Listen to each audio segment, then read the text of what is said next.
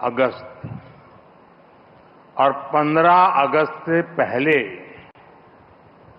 ये ऐतिहासिक अवसर हम एक के बाद एक आधुनिक भारत के निर्माण से जुड़ी उपलब्धियों के साक्षी बन रहे हैं। यहां राजधानी दिल्ली में ही कर्तव्य पथ, देश का नया संसद भवन,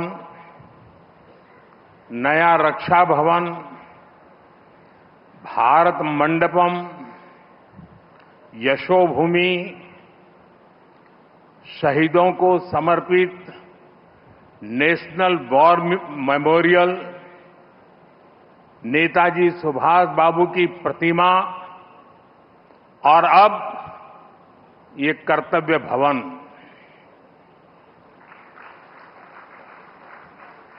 ये केवल कुछ नए भवन और सामान्य इंफ्रास्ट्रक्चर नहीं है। अमृत काल में इन्हीं भवनों में विकसित भारत की नीतियां बनेगी,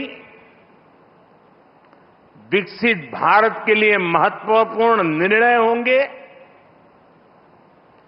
आने वाले दशकों में यहीं से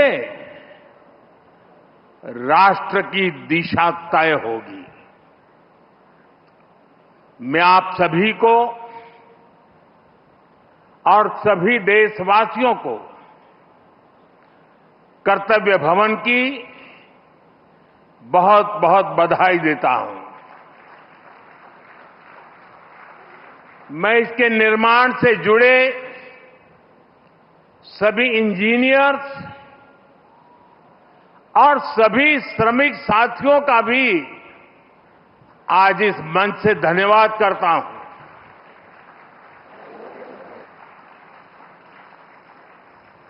साथियों, हमने इस इमारत को बहुत मंथन के बाद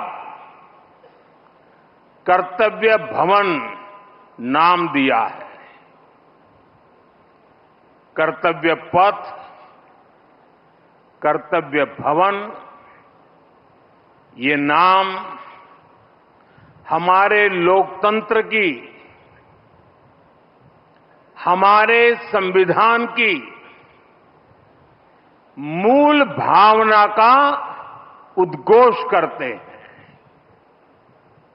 गीता में भगवान श्री कृष्ण ने कहा है, न मे पार्थ अस्ति कर्तव्यम त्रिषु लोकेषु किंचन नानवाप्तम अवाप्तव्यम वर्त एव च कर्मणि। अर्थात हमें क्या प्राप्त करना है, क्या प्राप्त नहीं करना है, इस सोच से ऊपर उठकर हमें कर्तव्य भाव से कर्म करना चाहिए।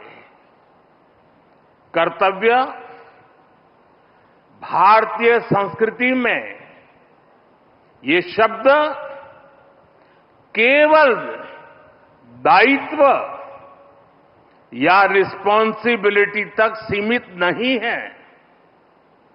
कर्तव्य हमारे देश के कर्म प्रधान दर्शन की मूल भावना है। स्व की सीमा से परे सर्वस्व को स्वीकार करने की विराट दृष्टि, यही कर्तव्य की वास्तविक परिभाषा है। और इसलिए कर्तव्य ये सिर्फ इमारत का नाम भर नहीं है। ये करोड़ों देशवासियों के सपनों को साकार करने की तपोभूमि है।